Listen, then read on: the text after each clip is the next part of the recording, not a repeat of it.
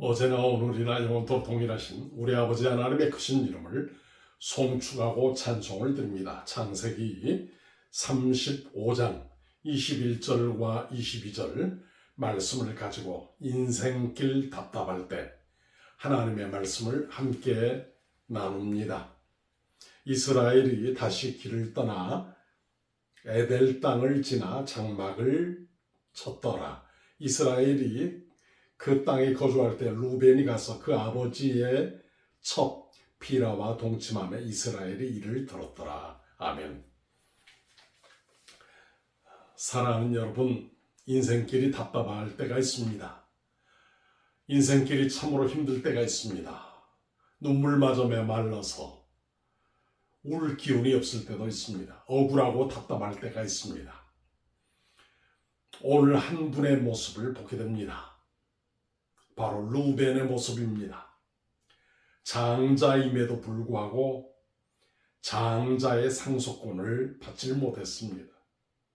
내가 분명히 12아들 가운데 장자인데 아버지로부터 더 나아가서 하나님께로부터 상속권을 장자로서 유업을 받지 못하는 모습을 봅니다. 사랑하는 여러분, 내 마음과 내 뜻대로 되는 경우도 있지만 인생길에 내 뜻대로 되지 않는 일들이 더 많은 때도 있습니다. 분노가 치밀어올 때가 있습니다. 혈압이 올라갈 때가 있습니다. 답답할 때가 있습니다. 가슴이 꽉 막힐 때가 있습니다. 우리 기독교 신앙의 선조들은 슬로건으로 내세웠던 말씀이 있습니다. Walk in His way. 그분의 법도 그분의 길로 행하십시오. 그분의 율례와 규례대로 걸어가라고 하는 말씀입니다. 때로 이것은 우둔하고 어리석게 보입니다. 답답하고 물정을 모르고 시대의 흐름을 이해하지 못하는 모습으로 보이게 됩니다. 여러분, 오늘 성경에 나와 있는 야곱의 모습을 보게 됩니다. 라헬이 둘째 아들을 낳다가 난산 후에 라헬이 죽었습니다. 라헬을 장례하고 베들레헴 길에 장산 후에 떠나게 됩니다. 여러분, 우리가 잘 아는 것처럼 에델 망대에 야곱이 이제 장막을 치고 거주하게 됩니다. 야곱의 장자 루벤이 야곱의 첫 비라와 동침하는 사건이 생깁니다. 망측하기도 하고 정말 있을 수 없는 일이 일어나게 됩니다. 야곱의 12아들 가운데 장남이 루벤이 아버지의 첩과 동침을 하여 이것이 야곱이 살아생전에 듣게 되는 모습을 보게 됩니다. 야곱은 우리가 잘 아는 것처럼 그의 사랑하는 아내 라헬을 위해서, 레아와 라헬을 위해서 외삼촌 집에서 14년간 봉사하게 됩니다. 여러분, 이제 야곱이 적고 꾸리는 가나안 땅으로 오게 되는데 에델 망대 부근에서 이 무슨 망측한 일입니까? 여러분, 고대 근동에서는 전임 왕의 왕위를 계승하는 것을 공식화시킬 때 전임 왕의 여자를 취하는 일이었습니다. 전임 왕의 여자들과 동침하는 일이었습니다. 이것이 바로 왕위를 공식적으로 계승하는 일이었습니다. 요즘으로 보면 비윤리적이고 비인간적인 일입니다. 여성의 인권을 유리하는 일입니다. 있을 수도 없고 있어서도 안 되는 일이지만 고대 근동, 중동 지역에 이런 일들이 있었습니다. 관행이요 관습이었습니다. 여러분, 성경에 보게 되면 압살롬은 아버지 다윗의 후궁을 범하였습니다. 압살롬은 자신의 현자요 책사였던 아이도벨의 제안을 받아들입니다. 내가 어떻게 하면 강해지겠는가? 내가 어떻게 하면 왕권의 정통성을 인계받을 수 있겠느냐? 백성들의 마음을 나에게로 향할 수 있느냐? 아이도벨이 아버지 다윗 왕의 후궁과 함께 동침하소서 제안하고 그것을 받아들입니다. 사랑하는 여러분, 인생길이 답답하고 어렵고 힘들 때 현자나 책사, 지략가, 모략가의 의견을 듣는 일이 필요할 수 있습니다. 그런데 여러분, 압살롬의 마지막은 비참했습니다. 오늘 인생길이 답답할 때 누구의 말을 들어야 합니까? 누구의 음성을 귀 기울여 들어야 합니까? 여러분, 아브넬인 사울왕의 후궁이었던 리스바를 취하려고 했던 일을 사무엘하 3장 7절에서 보려고 합니다. 아버지 사울을 뒤이어서 자신이 왕으로 등극하려고 했던 모습이지요. 여러분, 열왕기상 2장 22절에 보면 아도니아의 모습을 보게 됩니다. 아버지의 첩을 취하려 했던 그런 모습을 또 보게 되지요. 수렘 여자 아비삭을 취하려 했던 모습을 보게 됩니다. 그래서 아버지의 시대는 끝났고 내가 이제 나라를 통치하는 실질적인 권력자임을 드러내려고 했던 모습입니다. 여러분, 루벤은 라헬이 죽자 아버지의 첩이며 라헬의 몸종인 비라를 범하게 됩니다. 자신이 맏아들로서 이제 권한을 가진 자임을, 장자로서 상속권을 가진 자임을 만천하에 드러내는 행위입니다. 그런데 루벤은 이 일로 인하여 창세기 49장 3절과 4절을 보게 되면 장자권을 박탈을 당합니다. 여러분, 어려움과 위기를 만날 때, 답답하고 힘들 때, 인생길에 혼란을 느낄 때 우리는 시대의 관행과 관습을 따르는 것이 얼마나 비참한 일인지를 성경을 통해서 보게 됩니다. 그 당시에는 좋아 보입니다. 지혜로워 보입니다. 여러분, 압살롬이 현자인 모략가요 지략가인 아이도벨의 말을 듣고 아버지 다윗의 후궁을 범하였습니다. 이것이 왕이 정통성을 이어받고 백성들의 마음을 자신에게로 향하는 것처럼 보여줬지만 압살롬의 마무리 삶은 아름답지 못했습니다. 사랑하는 여러분, 인생길이 답답할 때 관행과 관습을 따르지 않아야 할 것을 성경은 보여주고 있습니다. 지략가나 현자의 말을 듣지 않는 것, 더 나아가서 하나님의 말씀에 귀 기울여야 함을 말해주고 있습니다. 사랑하는 여러분, 고린도전서 1장 25절에 보게 되면 하나님의 어리석음이 사람보다 지혜롭다라고 말씀하고 있습니다. 인생길에 답답함을 느낄 때 위로부터 주시는 하나님의 지혜를 공급받아야 합니다.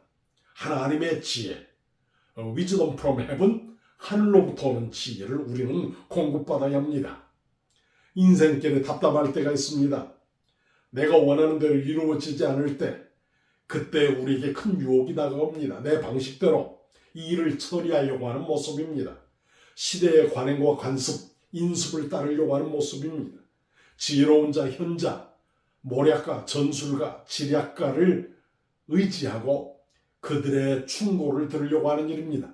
이 모든 것이 필요할 수 있습니다. 그러나 궁극적으로 인간의 흥망성쇠, 생사화복, 필요화복이 하나님의 손에 달려있다는 사실을 우리는 한순간도 잊지 말아야 합니다. 루벤은 위풍이 당당하고 권능이 탁월했습니다. 그러나 아버지의 침상을 더럽혔습니다. 그렇게 하는 것이 장자권으로서 자신의 지위를 확고하게 하리라고 생각했습니다. 고대 근동 세계에는 장남은 다른 형제에 비해서 2배의 재산을 받았습니다. 그리고 가정을 이끌어가야 할 책임이 있었습니다. 여러분, 자신의 장자권을 공고히 하고 집안의 상속권을 든든히 하기 위해서 아버지의 첩을 범하는 일, 아무리 시대적인 관행이라 할지라도 하나님 앞에 아름답지 못한 일이었습니다. 올바르지 못한 일이었습니다. 오늘 본문의 말씀은 상식적으로 이해하기 힘든 일입니다. 자신의 어머니 레아가 라헬보다 야곱으로부터 사랑과 인정을 못 받는 점을 유심히 보았습니다. 여러분, 뿐만 아니라 자신이 장자권에서도 요셉보다 뒤처져 가는 것을 루벤은 생각했습니다. 이러다가는 내가 장남임에도 불구하고 장자권을 받지 못하고 요셉에게로 간다. 우리 어머니 레아가 둘째 부인인 라헬보다 사랑을 받지 못하는 것은 내가 장자권을 계승받지 못할 것이라고 하는 두려움과 위기가 다가오기에 충분합니다. 이러한 상황 가운데서 결정적인 사건이 터집니다. 에서와 화해하기 위해서 가축과 종들과 그리고 가족들을 이끌고 이제 에서 앞으로 나옵니다. 에서는 혈기등등하고 살기가 충천하여 400명의 용사를 거느리고 기다리고 있습니다. 먼저 가축대를 세 떼로 나누어서 보냅니다. 두 번째로 에서 형에게 종들과 그의 자녀들을 보냅니다. 그리고